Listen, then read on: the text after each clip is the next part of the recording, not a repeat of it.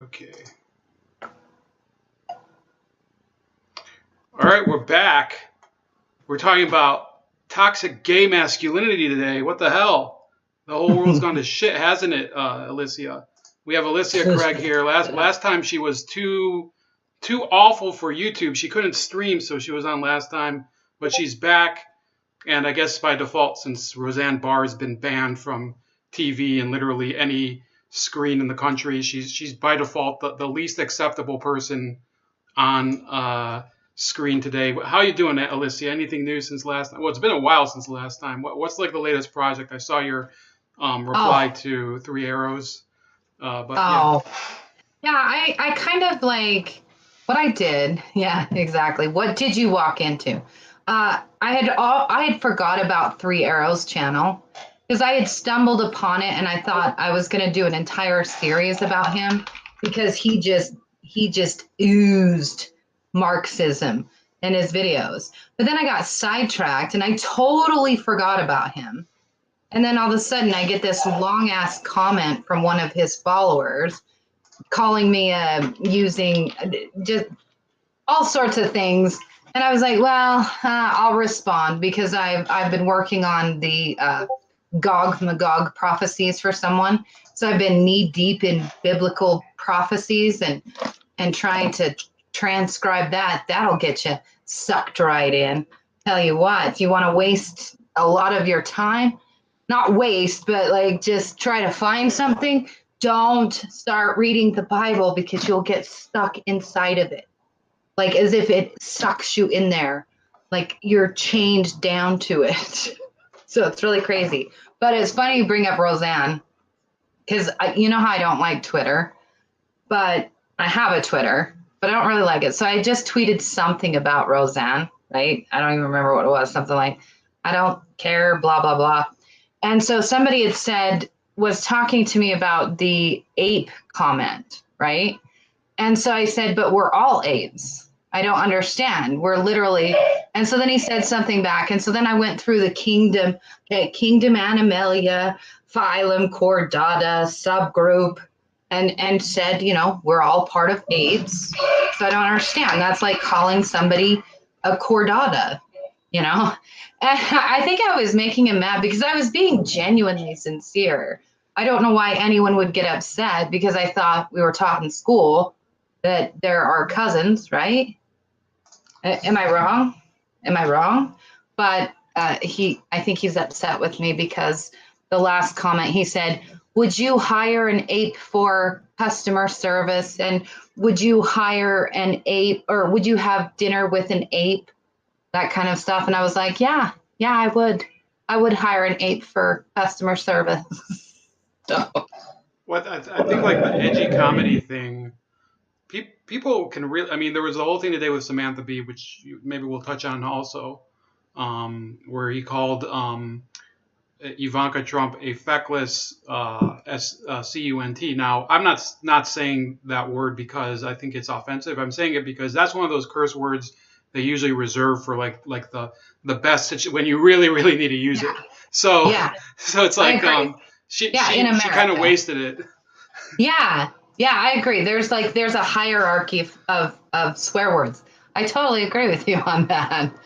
But yeah, I don't know. I just think everybody's too sensitive right now, and they have to just stop.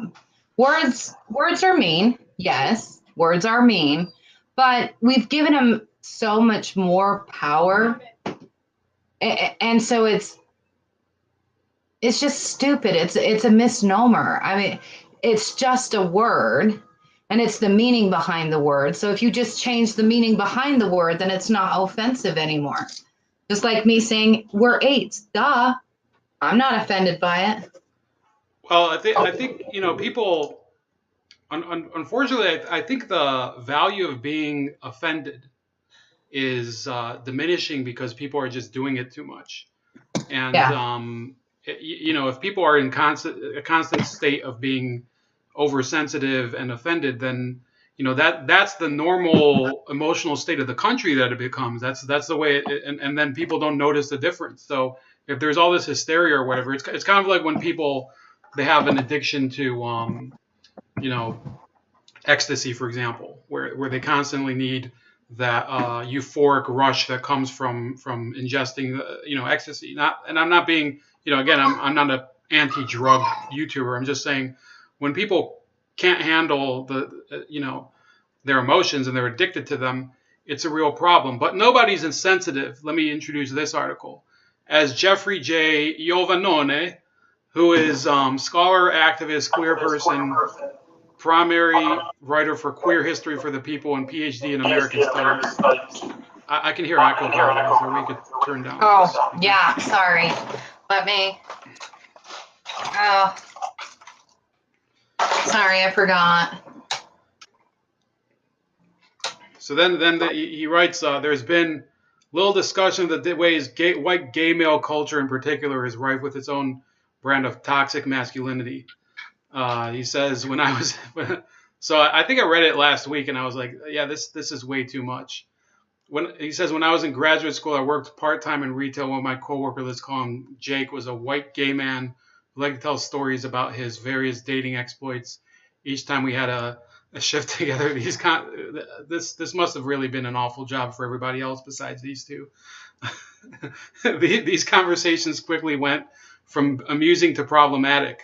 There's that word, problematic. I hate that word. Oh, that should be labeled as a swear word at this stage. Yeah.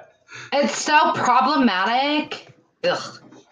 So he goes, Jake's tales frequently center on his conservative rural upbringing, his love of black men, in part because of how masculine he thought they were and how he didn't like guys who were too, quote, femme. How would your family react if you were dating someone who wasn't white, I asked, trying to make small talk during a lull between customers. That would never happen, Jake said.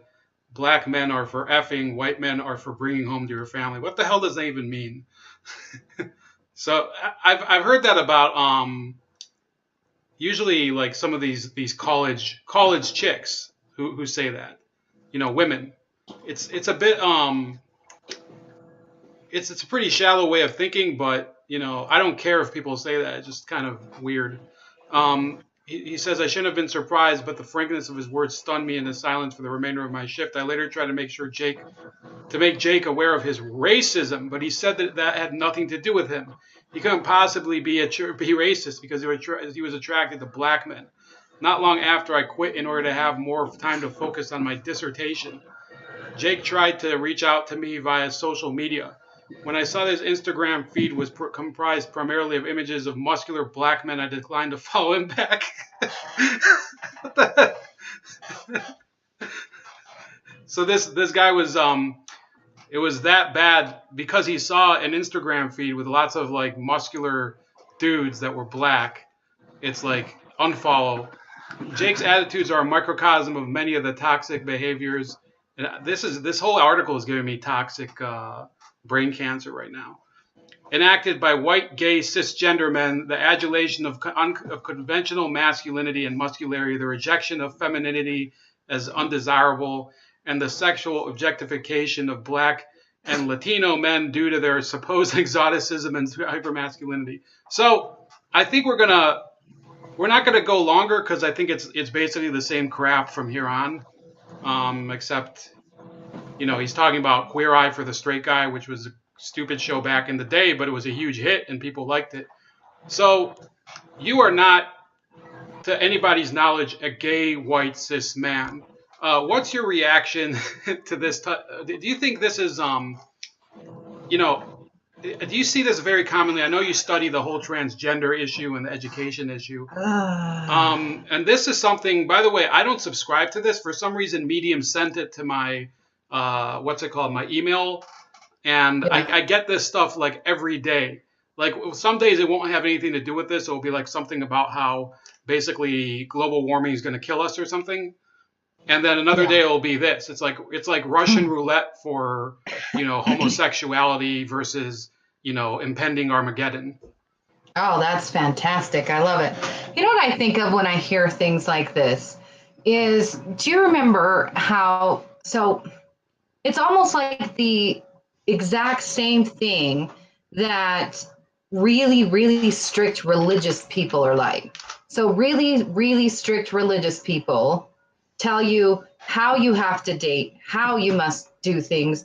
how or this, or else you're evil. And so now they've formed their own religion, right? Their own weird religion of, okay, if a man acts like this, and this, they're out, they're evil. And only a good man acts like this, and this. And they do it all the time. I mean, they've taken away gay cards, or they've taken away drag cards. And the whole queer movement is saying, if you're gay, you have to be like this. And at the same time, they're mocking the exact opposite. I said really religious, really religious. Okay, so maybe I'll define that, rapper, so you don't feel bad. When I mean somebody that absolutely every little thing that they can in their religion, they follow to a T. To a T. We're talking perfect, perfect. And how they try to tell, I just mansplained Elicia. But anyway, that's funny. That is funny. But yeah, I'm talking about, well, you know what I should have said? I should have said fundamentalists, right? So we're talking fundamentalists, as in Mormon. I'll use the Utah culture, the Mormon fundamentalists. So the Mormon fundamentalists, they believe that the only way to get to heaven is you do have to have multiple wives. Okay, so they don't consider any of the newer Mormons that live by the new Mormon guidelines as being real Mormons. So they're dictating it. So now I'm like having to explain myself. Why am I having to explain myself? It's just crap. They're telling you how to live your life. And if you don't live exactly like they do, then you're a toxic, masculine, evil man. Sorry. Right, and the thing is, I've always been, I wouldn't say an opponent of gay rights. I just think I should be allowed to make fun of whoever I want, because anybody can make fun of me. And I don't really care if the law says you can get married, or that you can have whatever relations these are. It doesn't really matter to me, because I'm not involved in the criminal justice system. So you could say, like, I look at it a very selfish way. But when I see articles like this, I find it very hard to believe that they're trying to make it more difficult for people like me to laugh at them, because it really does show a level of just lack of cohesion. That what they just got done winning this Supreme Court case, which they did. You have to grant it to them, even though in every referendum they lost. They lost the right to marriage in the referendum, so the voters said no. Okay, and yet they won the case in the Supreme Court. What's the first thing that they start to do? They go in like a circular firing squad, and they just start just destroying each other. You have these turfs, which I think you've mentioned before too, in a couple videos as well. And then you have this thing, whatever the hell he's talking about. And the queers, they're each different. If you watch them closely, right? Watch them closely. Each letter that they identify with actually has a different culture tagged to it. It's quite fascinating, actually. The queers are the ones that are pushing all of the strange hardcore agenda. They're also most tied to the Marxist ideology, and for some effed up reason, they're the ones that infected the public school system. But you want to know something really funny? The Bs, so the bisexuals, they're wanting to jump out of the letter spectrum. They want to go rogue. They're sick and tired of not one bisexual problem is talked about. I watch them preach to me sometimes, and I'm listening to them. I guess the bisexuals, they have the greatest number. They give the most money, but the group, the LGBTQIA, whatever, they don't fight for bisexuals whatsoever, and they're getting pissed. So if the bisexuals jump ship, everybody, they're gonna crumble. Their money will be gone. Well, the way I look at it, there's of course there's GLAD, which I think is kind of losing its influence because of all this fracturing. Yeah. But you're probably right about at least the more they alienate some of these groups, there was some of these pride parades have become more like a pride civil war or whatever. Oh, I think is it Pride weekend this weekend? I I don't know. think so. I don't I even. heard I Uh, heard that there was going to be a Pride parade, and I said, why? They're equal now. What's the point now? right. I mean, I think we should have a half Ukrainian, super hairy weirdo Cubs fan Pride Day parade. People with Isaiah Thomas posters behind them Pride parade. Um, I think we're underrepresented in the mainstream, and you, of course. Let me see what you have in your background. There should be a Pride parade for um, people who have snake posters and keyboards in their room. So That's a dragon. It's a dragon. So you've got a dragon. And then, of course, you have X-Men because, you know, I dig my X-Men. And then I got the Terminator. And then oh on the other side, we should have a Freddy Krueger day. That's what we need. yeah, we do. That'll Loves be Freddy. that's it, settled. Freddy Krueger Pride Day, everybody.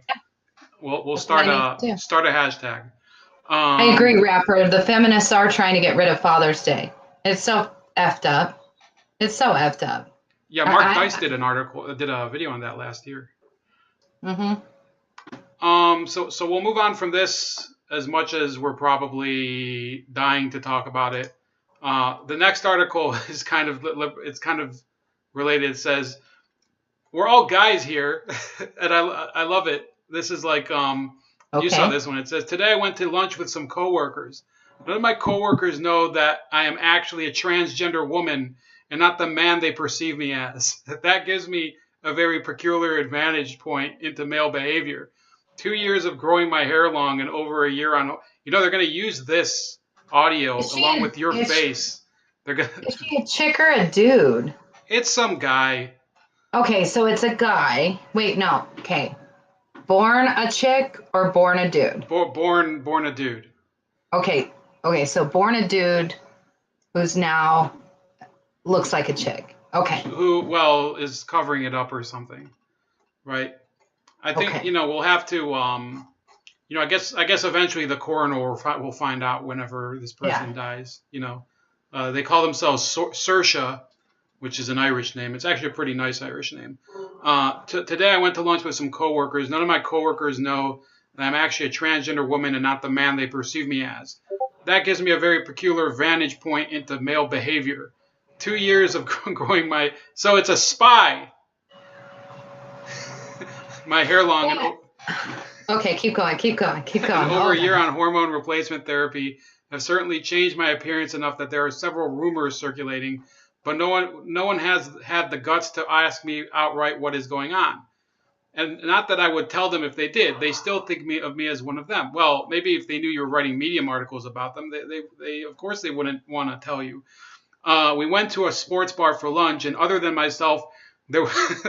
other than myself, there were not any women among us. About 2 months ago, a young woman was hired into our group, and until she joined, I was the only female on the team, technically. The female that nobody knows about. She wasn't in the office today, and this emboldened the men to push the conversation well beyond the limits of propriety.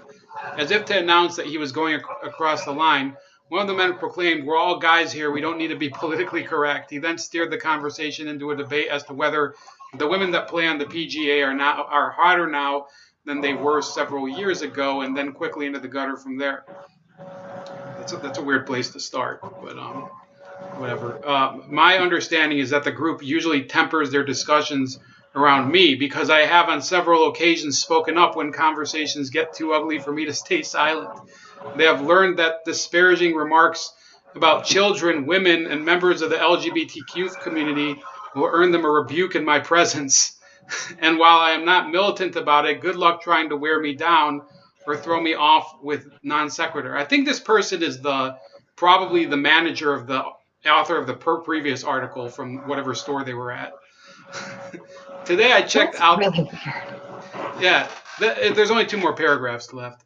Today I checked out the conversation and browsed through news articles until my food arrived. I don't believe my male coworkers are interested in changing their behavior. Well, of course not, because they have to listen to insufferable people like this. And no amount of logical arguments regarding the harmfulness of their commentary is going to change their minds. I'll just be perceived as a sensitive snowflake. I'm not going to give up the fight, but I will continue to choose my battles.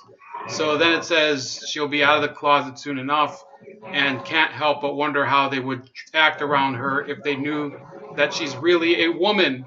I doubt I will get the That's, chance. I doubt I will wait, get the. What's that? I'm confused. So that Is she a chick or a dude? I don't she understand. is, but she hasn't related. She hasn't revealed it to the other coworkers. So So, so she's a dude that's taking hormones to be a chick and hanging out with dudes, mhm. and then she's saying that she hasn't revealed that she's a new chick now. Yeah. It's so hard to keep track of the. How So did then we get here? Keep going. Sorry. so then it's so then she says she doubts she will get the chance to find out based on how she heard them talk about transgender people in the past. I don't believe they would have room for an openly transgender woman in their lunch plans, nor do I feel this company would continue my employment for very long once I'm out. Yeah, this is it's and here it is. She puts the personality type INFPT. I don't know what that means, but what I is introverted, and then I don't know the other ones. I am a husband, father of 3, and I'm a transgender woman. So, we can go What? exactly. Oh my. Oh. Okay. So they still think she's a dude. Well, he is a dude, but did he have his does he still have his ghibli bits? Do we get anything from that? Does he still have his ghibli bits? No, it I mean, looks like he's only been hormonal therapy. it, so he probably still looks like a dude, right? If he is the father of 3, he fully was a man, Yep. right? And with you would have to go get this shaved off, whatever, the Adam's apple shaved off. You'd have to get breasts, and then you still would look like a man, especially by the way you walk. And you can actually, it's funny, if you really watch people enough, men and women walk in different ways. And so, wow. And he's afraid that he is going to lose his job if he says that he's trans now. Well, I mean, there's so many. I mean, here's another post by him or whatever. It says, "I made Daddy disappear and broke my daughter's heart." Yeah, So that's fucked up. Did he even think about his children? I really do think, and I don't care if people, because I do have people in my family who have mental illness. I think that this counts as a mental illness, and I'm not, I'm not here to disparage them like I usually am, but I think it I is a know mental illness. I'm not disparaging. So here's what I've discovered in my research of transgender and all of this. It seems to be that there's one group that was abused into becoming that way. Like they really truly hate themselves. And so that would be like along the mental problem. Then you have another group, they're usually the older gentlemen that really didn't want to become women.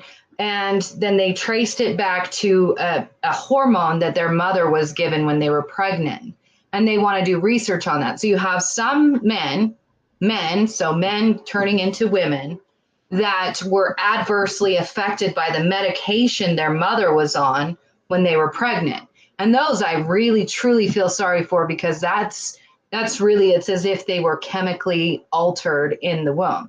And then you have this other group that do have real problems with their body, like they're anorexic, or they're autistic, and they haven't found a place in the world. And so they're literally, they shouldn't be talked into it, but they are. And the more that you go into these blog sites of at least the younger ones, you have so many people that these poor young children that already had mental problems are being urged to transition immediately. They see a doctor for 15 minutes now, and they're given hormones like that. Like that. 6 months later, they get top surgery like that. It's quite tragic. So it's not a laughing matter, because it is quite tragic. The whole thing is quite tragic. It's like, we used to be able to talk about, we would talk about anorexia. We would say, we need to get these people help. Or if you had somebody that was binging and purging, you need to get them help. Or if people were cutting themselves, you need to get them help. But now all of a sudden, you have this, it's almost like this madness has taken over everybody. They look at their Ghibli bits and they're going, I need to get rid of it. I need to get rid of it. No, there's something wrong there, and we need to sit down and help them, especially because he's losing his family. He's risking his job. His whole life is going to be altered. And for all he knows, he is going to want to transition back at some point in his life, but he will have lost it all. So I mean, whereas the thing is funny to read, we all agree this is a serious, sad situation. And now they're teaching this crap to little kindergartners. Where did we go wrong? What the hell happened? How did we get? Well, I think like what you're talking about is, we'll get a little towards it in a later topic that I think we'll get to. But when I think the education model was open in the U.S. and we were able to read books like To Kill a Mockingbird, they were in order to encourage people to take a more open-minded view of the people around them, and that was a positive change. However, what they're doing now is to take a look at ways in order to distort their own actual reality. And that is, in some sense, it's I don't think it's the opposite of the previous thing. To Kill a Mockingbird, for example, was a real life situation. What we're talking about here, educating kids about genders that or sexual orientations that really are, I would say they overlap in many ways and they don't make any sense. It puts them kind of on this floating plane of nonsense that I don't think really helps them in life. How about we move over to Rolling Stone magazine, the shittiest news source in the world. I hate them, and I'm not afraid to say it. I think Rolling Stone is what got me back into writing. I think it was the first time I started writing like about politics was because Rolling Stone and their shitty rape on campus story from 2014. I don't know if you remember that one. And they said how Roseanne had the most disastrous endgame in TV history. One racist tweet later, TV's most popular show is no more, but the new Roseanne had already done irreparable damage before that. So how can a TV show do irreparable damage? I mean, I don't know what the hell that means. What was your reaction to? I personally, I remember watching that show a couple times as a kid. I probably watched it more times than I can remember. But I never thought it was like that great of a show. Well, I've watched Roseanne from the beginning. I really loved Roseanne. I also loved Married with Children. So that's about my mindset. And I watched MTV and all of that. I loved Roseanne because it showed the darker side of living in America, scrimping and saving. She was always the new show, because I sat down and watched it with my daughter. We watched it on, I think she either put it on Hulu or Netflix. But Roseanne wasn't even being true to herself in the old Roseanne. So the old Roseanne was really good and fun until she started dating, Tom Arnold. that whole debacle, and then it went downhill, right? But so the first 4 seasons were great because it just kind of was like, okay, this is typical. Then it went downhill, and then obviously she started doing all those weird things. Yeah, Al Bundy all the way, definitely. And I think it really changed the culture. It did. Think about the shows back then and how MTV. How old are you? Do you 30, mind if I ask? 32. Yeah. So you're young. Okay, so I'm 42. Notice how she had to ask my age because technically I could identify as a woman and that would be offensive. So go ahead. No, I never know. I'm just joking. I'm just bullshitting. Okay, so you're young. So I grew up right when Christina Applegate was so beautiful. I think at that point we were walking the fine line of being tolerant but not overly tolerant. So we had finally reached the pinnacle of tolerance, if that makes sense. Yeah. But after that, when she started doing the weird things on Roseanne, when she brought Tom Arnold in, and then she became friends with, oh God, I can't think of her name. She was this really ugly, grotesque comedian. I loved her. Bernhard. Yes, that's who. Yeah, she has a great body. But those were some good shows that she had her on. I think so. Yeah, exactly. I'm saying is that's when it started morphing and changing, and you started seeing that we started going a little bit overboard. We're pushing too far. There is such a thing as too far, and I personally, even my oldest daughter, loved Roseanne. She was pissed at one of the new Roseannes because it didn't follow the old Roseanne, and it was as if Roseanne is capitalizing on the same thing that she capitalized then. So she was being over the top back then, and then here she was being over the top again. Except for this time, unfortunately, it backfired because she didn't realize that the people, the SJWs, would go so overboard. Right. I remember that Sandra Bernhardt's episodes were very funny, even if I didn't agree with them. And we have somebody in the chat trying to push Marxism. You can go ahead. I don't think you're going to make much headway here, but go ahead. Where? This Ben guy, I think he's doing some sort of spamming, which eventually I'll get tired of, but it's kind of entertaining, but slightly distracting. Oh.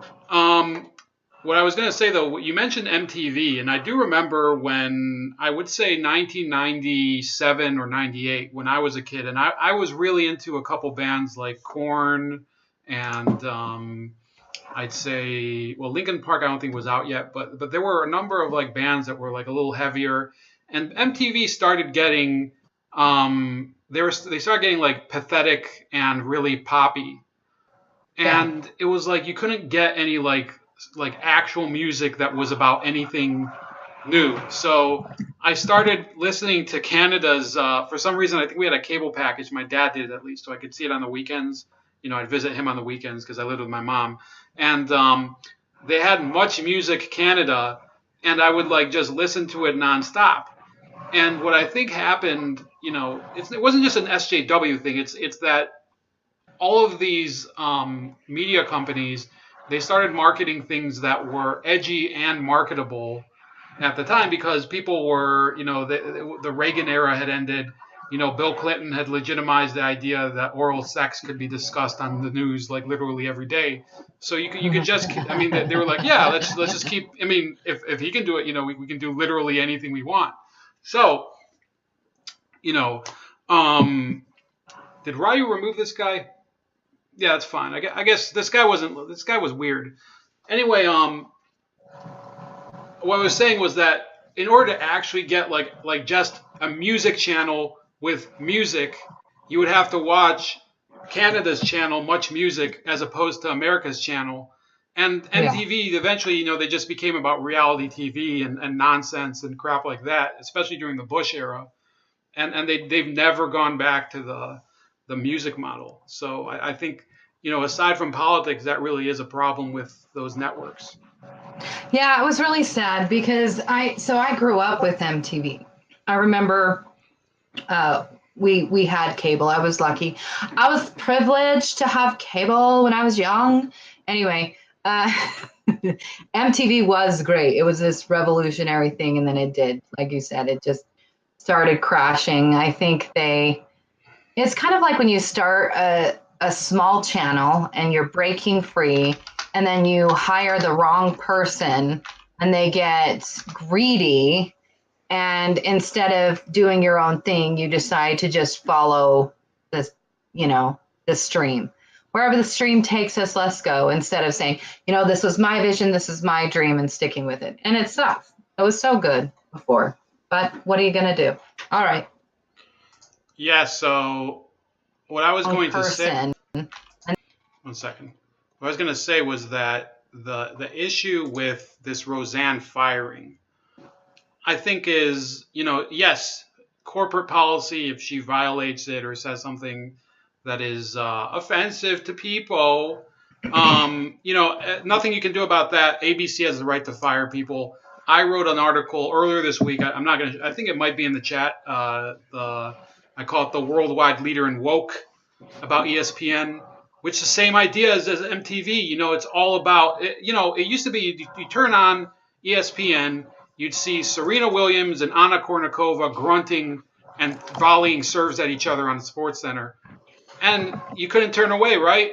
I mean, Yeah. I can't speak for you, but or you No, would she's see a pretty Tiger girl. Woods, and or you'd see Kobe Bryant or Andre Agassi. yeah, Andre exactly. Agassi. There you go. Agassi, yeah, I remember. Yeah, he was huge for several years. Pete Sampras, He I was remember. attractive. Yeah, yeah. That's all I.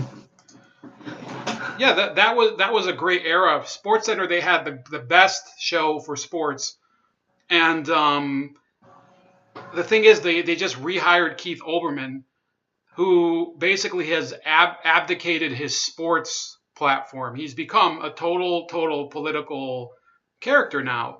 And then they want to say, oh, we're going to fire Roseanne the same week that they're hiring him. So I am glad that a lot of radio people and some other TV people are saying, well, that doesn't make any sense. What's your impression of this? Do you think it's going to actually lead to a decline in viewership across the board for these networks? What network is that? Is that CBS? ABC. I think ABC. I think I'm surprised that any of them are still going at this point. I'll be honest with you. I don't know why Netflix didn't just pick up Roseanne. I mean, what is the point of these stations? Now, what somebody should do? Somebody should take a stand and hire her, right? Finish the show, hire her. You've got enough of this political agenda going. But I honestly think television is dead, and that's why well, it's not dead yet, but it's falling. It's falling, and every little mistake that they make is going to cost them so much down the line, just like how MTV is dead. It's all dead. That's why they're taking over YouTube, and then they'll fail here too. So I think it's stupid that they fired her. The amount of money that show was making, Right, and it's so not leftist. I think It's so not leftist. It drives me crazy. Does everybody remember Married with Children, right? Married with Children would be considered non-PC, even though it would be now okay. But you had parents campaigning to get that show off the air, and they didn't take it off the air, but every single advertiser pulled out. And I believe it was 3 or 4 episodes, so 3 or 4 tedious weeks, and with no money coming in. But the Fox at the time, when they were cool, um, they held their ground, and eventually the people came back. And so, yeah, exactly. So I don't understand why that they would fire her. I think it's a managerial mistake. It's a managerial mistake. Dumbasses. Yeah, I would say, before there was a couple things in the article I did want to go over, but about Olbermann, by the way, this is a person. If you read my article, which is the worldwide leader in woke, I think it should be either the third or fourth article in the description, but I can't find it now. because I have too many windows open. So just type in worldwide leader and woke. There's a Deadspin article out there that just shows how much of a living hell it was to work for him. He harassed a woman who had a scent of perfume that she would wear, and he was possibly like allergic to it, and he would basically yell at her mercilessly and move her desk around the office, as far away from him as possible. And then even when she stopped wearing it, he was like insisting that he could still smell it on her clothes. That's how awful of a boss he was. And if you want to call that not harassment, just being, a horrible boss. Well, I have never. I mean, I've worked for some kind of weird people, but I've never had somebody who did something like that. But that's Deadspin, so it could be wrong. But Deadspin I think is kind of the TMZ of the sports or media or something. What she says. Now remember, she said that the new Roseanne had already done irreparable damage before that. Now what she's talking about, it said, how did this happen? Old Roseanne couldn't be more different from new Roseanne. Back in her 90s heyday, she was a fresh kind of blue-collar feminist hero with an edge of danger in her comedy. It's not that you always liked her. It's not that you agreed it was a groovy idea for her and Tom Arnold to sing the Ballad of John and Yoko at Farm Aid, but she sure made it fun to be on her side, and she made it even more fun to share her enemies. Barr pissed off the people everyone else was too chicken shit to offend, starting with the Reagan-Bush axis when she sang the national anthem at a ball game, spitting and grabbing her jock. Then President George H.W. Bush declared it disgraceful. This scandal might look tame by today's standards, but it was a bombshell in the grim summer of 1990 as every corner of the media was gearing up for war in Kuwait. It was so startling to see any TV star refuse to back down to Bush, even over a petty skirmish like this. There weren't a lot of rich and powerful and visible people expressing our perspective. She was on our side and stayed there. Well, I mean, these are the same people who today are calling for war with Russia and war with Syria or whatever. So I don't know what the hell Roseanne is still anti-war, for those of you that don't know. You can criticize. She's not exactly a conservative at all, but she is consistent in advocating against war and talking, stop shaming voters, the most important position possible, fuck Hillary, those types of things. And it says here, she's going through this. I think this is a woman writer, right? No, it's a dude. It's a dude? Oh, yeah. Wow. Yeah, it sounded like a chick. Yeah, it does sound like a chick. It does. The way he wrote it, it sounded like a chick was right. She was a feminist for us all. What the? Okay.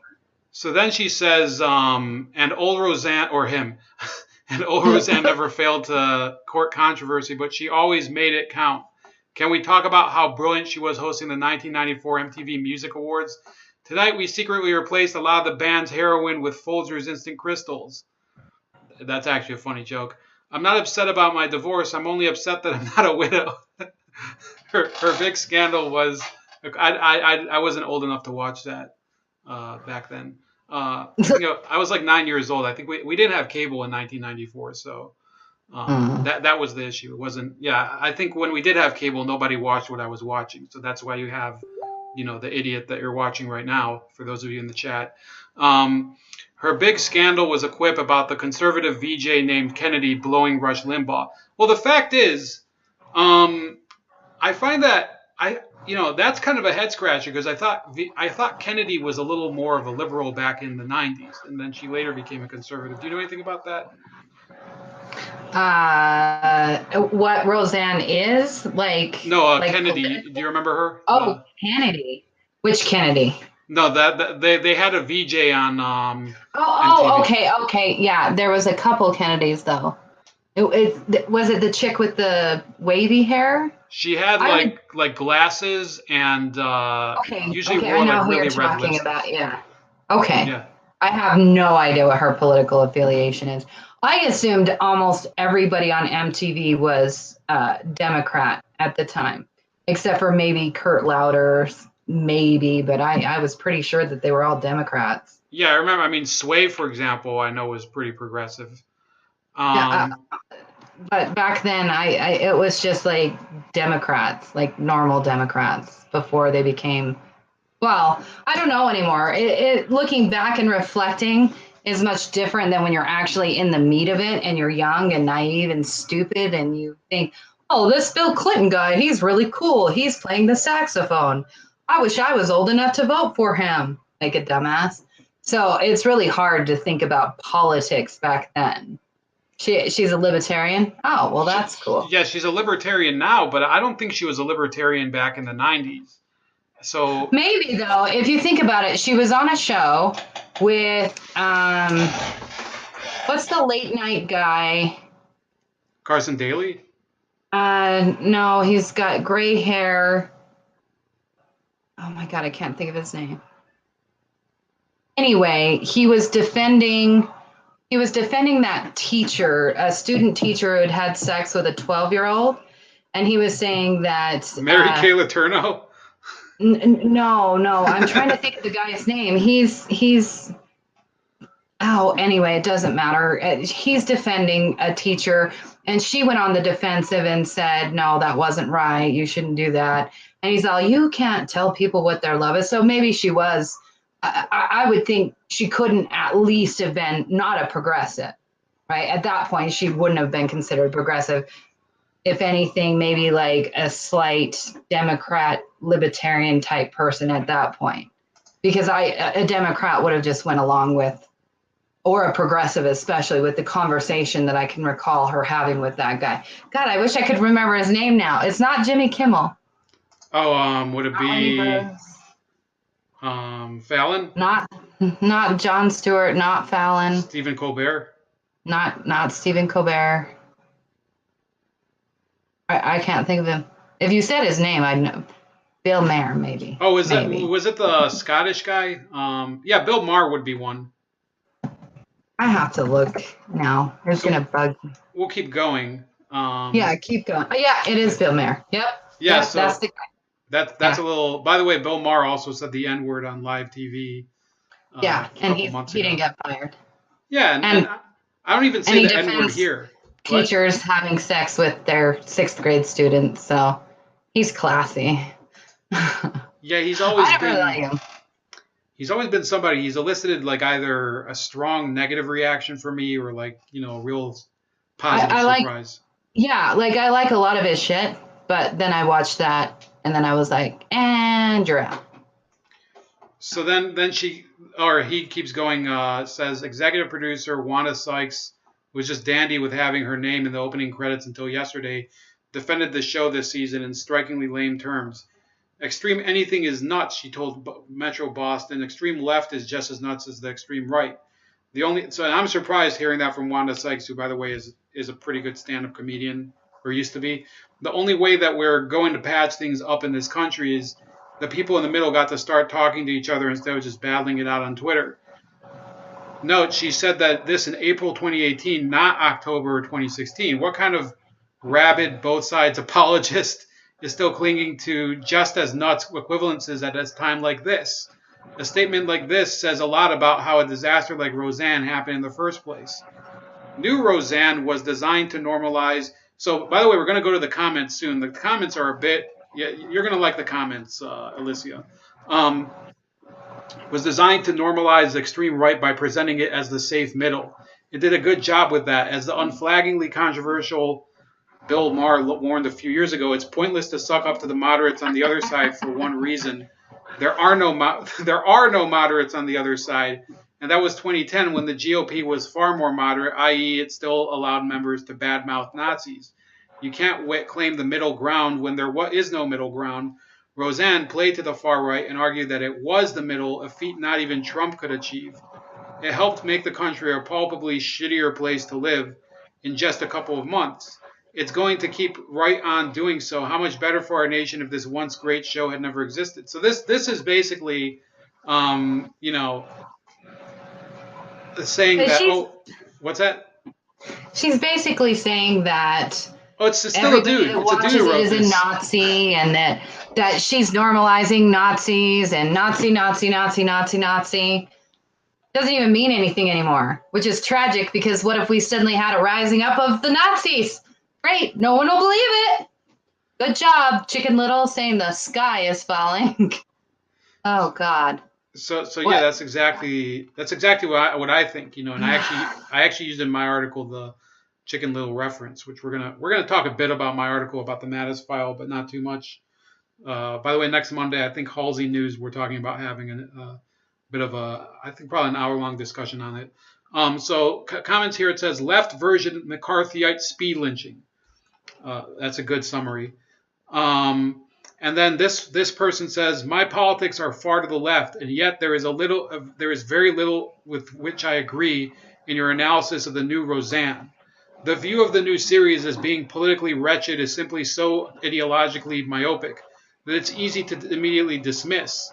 The first Roseanne was a terrific, groundbreaking series that took chances in ways that no other mainstream comedy of this nature did. The new Roseanne was a far cry from that great comedy, minus the final season, but was also decent and better than anyone had a right to expect. The brouhaha over Roseanne Connor becoming a Trump supporter was much ado about little, was handled in the first episode only, and was really not very well done. The feud between Roseanne and Jackie didn't seem to herald Trump's hideous bigotry as much as trying to reflect a real division inside America. It did so poorly, but normalizing Trump's ugly isms, etc., no, that's not the series I saw. So this person said, well, I mean, it was a minor topic, and they moved on to other topics on this show. Um, and then there's other people that says, not news anymore. It says here, this is an interesting. I don't know if it's a troll or somebody. The name Zytor, Lord of the Skies. That's a troll name I would use if I was a troll, which I am. It says, here's an excellent comment I stole from a much smarter place on the internet. It says, this is what winning looks like. #1 rated television show with boy wearing a dress canceled. So that's the funny thing, that it was not a conservative show. It did deal with like a transgender kid. Then it says ABC mainstream media Mediaverse further exposed as hair trigger PC enforcer Obama sycophants. Trump gets a tweet out of it.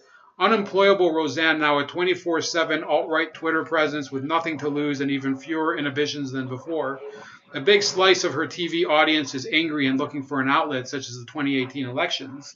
And then it says plastic Streisand effect. Sudden attention to Valerie Jarrett photos makes the public consciously aware that she does in fact resemble a Planet of the Apes rubber mask. It says we were 8 years in power only to be remembered forever after as a cheap film prop, and it is barely a day into the affair. And there's a lot of people here that are saying, this is like ridiculous. It's overreaction. Elicia, you live in Utah. I live in Ohio.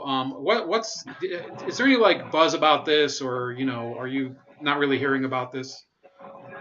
Oh, from Utah people? Yeah. I nobody really cares because it's like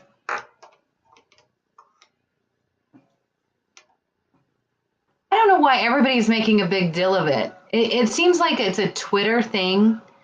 Yeah, everybody's upset because we enjoyed watching the new Roseanne, and the boy in the dress was not transgender, by the way. Just throwing it out there.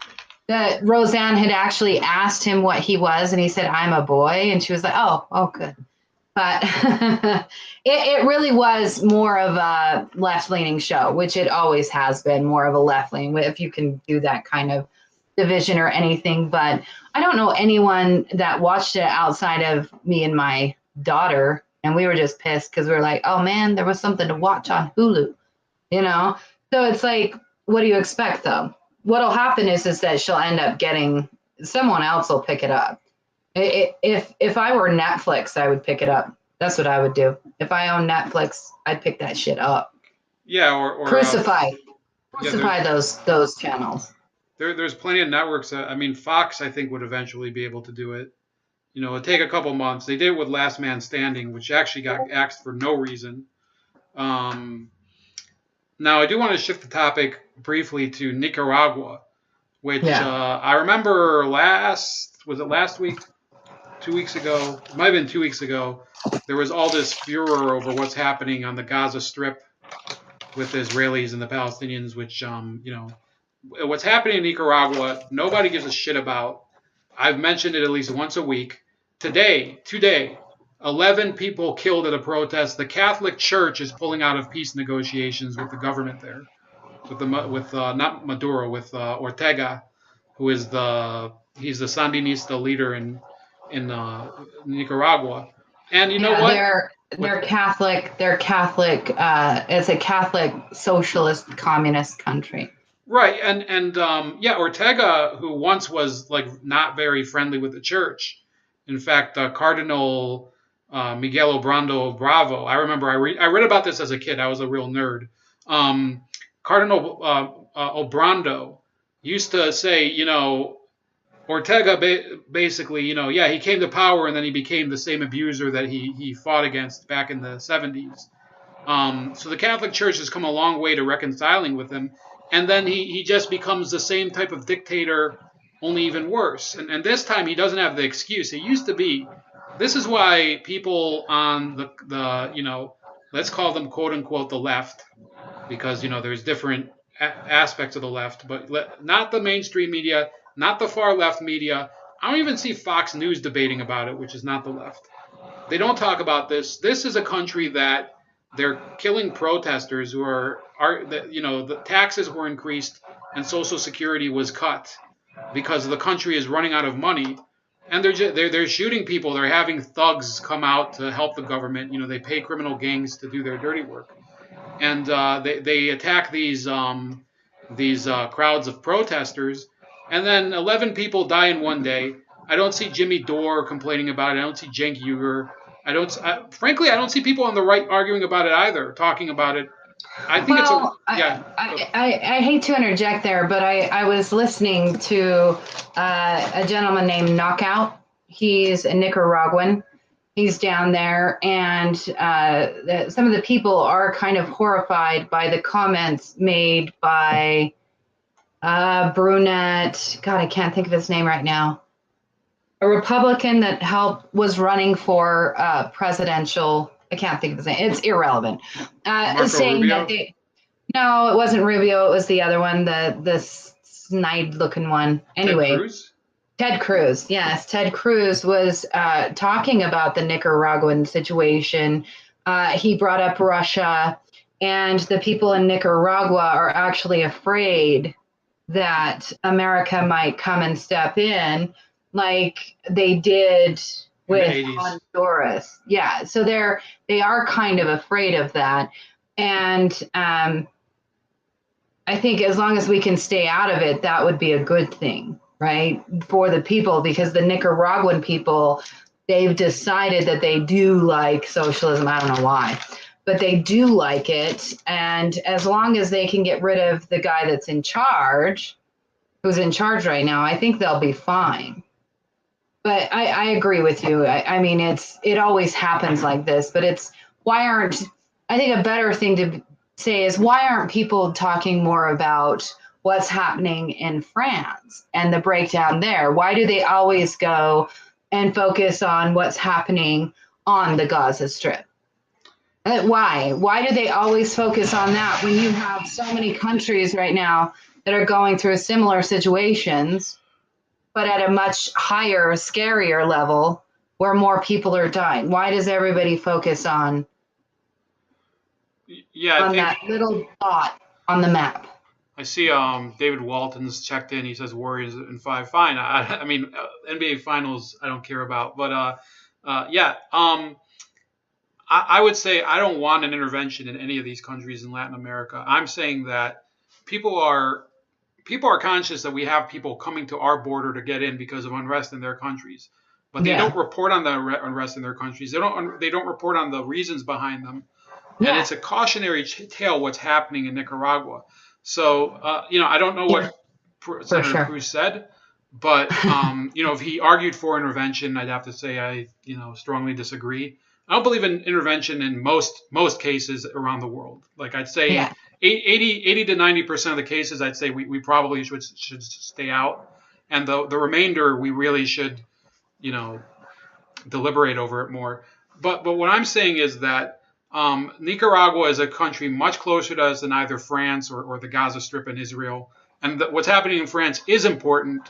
But we feel, I believe, the effects of what happens in Central America and Latin America as a whole much faster than we do what happens in Europe. Believe it or not, those people, they lose their homes. I think that one statistic I said was, well, I'll just look it up. Number of refugees from Venezuela. Yeah, no, So I agree. it is in the hundreds of thousands. Yeah, no, I agree. I think that nobody's talking about it because it's going to be another failed communist socialist state. I know that some people are worried because didn't Nicaragua start making deals with the Venezuelan leader and something about cryptocurrency? And so we're going to see. We really should. You're right. We should focus down in Central America and Upper South America. I know that they're having problems in Brazil as well. That might take a turn for the worse. And where's everybody going to go? I mean, seriously, it's like, oh crap, right? And Mexico is just going to shove them up in there. Yeah, and I think I'm not one of these people who says America is always correct. I think we've made tremendous problems in Latin America through our interventionism in the past. And that's one of the reasons we have the Castro's Cuba, why we have countries like the countries that have become more socialist, like Ecuador and Venezuela and Brazil. And I think that we have to change that attitude. So if something better comes along and these countries move towards a freer society, which I believe should include a free market, we're not going to boss them around. We'll just have a congenial relationship like we would have with China or with Russia or with other not congenial nowadays, but I'm talking about relationships where it's not like I own you. It's like I'll trade you these semiconductors in exchange for tires that you manufacture down there. That's the way I think of the world functioning in a better manner. So before we close, and if you have any more topics, you can bring them up too. But I am going to talk a little about the Mattis file. Yeah, I have to leave in 5 minutes now. So let's do something really important because I got 5 minutes left. Okay, so this is just a story that I've been working on. Wonderful. We had Adrian Lloyd, who was in the chat. I don't know if he's still in the chat. Undercover phone call to John Mattis. You can see it in the video. This is featured below. I wrote this article today, and it's the raving Russophobia signals the end of liberalism. And what happened was, this is a summary of everything. When you listen to this video, you hear somebody who has conclusively decided that the threat of Russia is so bad that we need our communications monitored. We need Facebook to filter whether real people are joining Facebook or not. Never mind that we have people from countries like Namibia that don't have a great central government there, so that it would be unusable for them. He believes that our media should be licensed, basically, and monitored. And he also shames the Bernie Sanders voters. And that's something that's one thing I won't do. I don't like Bernie Sanders. I'm not going to fault people for voting for him. People wanted something different. It's also something different for what I think. That's about it. Elicia, do you have any final words about that? I mean, you had these arguments with these people about Marxism. Do you find that your conversations with people you disagree with are getting less civil, or is it getting better for you personally? No, it's getting less civil. I'm getting some freaky emails. It's awesome though. It makes for great reading. It really does. I think the fissure is going to grow a little bit more, but I mean, I'm a conspiracy theorist, right? And when you go deep down into the conspiracy wormhole, it really does seem like it's by design. And if we could all just stop being so damn hypersensitive, we might be able to have good conversations once again. I mean, I've had family members that have forsaken me for voting for Trump. Seriously, just for one little damn vote. And it was the end of the world. And I've never been attacked over a vote before. And it has just gone downhill from there. And it's not even Trump's fault. None of this is Trump's fault, but everybody's blaming him. So I don't see it getting any better at this point. Everything is just colliding and collapsing in on itself. But I think we do have hope in the fact that that side is attacking each other so much, and maybe that is going to be the awakening moment. Don't you think? Maybe. Yeah, I think that the lack of a real clear belief system on their side, and the divisions there, it prevents them from really making. I mean, they can't even discuss their issues civilly among each other, let alone try to convince people. I'm open to talking about topics like housing and whatever, and they just don't do it. They just don't. Public housing. I wrote an article a couple months ago that I thought maybe some people should read it. They're like, no, public housing should remain basically the way it is. It's like, what the fuck are you talking about? It's failing. Yeah. So, thank you, Elicia. Of course, she is able to live stream again, so please look at her channel. It is Elicia Clegg. Let me see here. Yeah. So you can find her channel. Let me just find the link. I'll put it in the chat. 1 second. Damn it. Sorry it had to be so short. That's okay. But it was fun. It was great talking. You find some of the best articles, and I'm going to go over to your site and look at that article that you wrote, because I agree that I don't know why people are making fun of the Bernie Sanders supporters when you have people that they got robbed. So I agree with you. I appreciate you. Thank you so much for having me again, and I really enjoy your channel. So it's been awesome.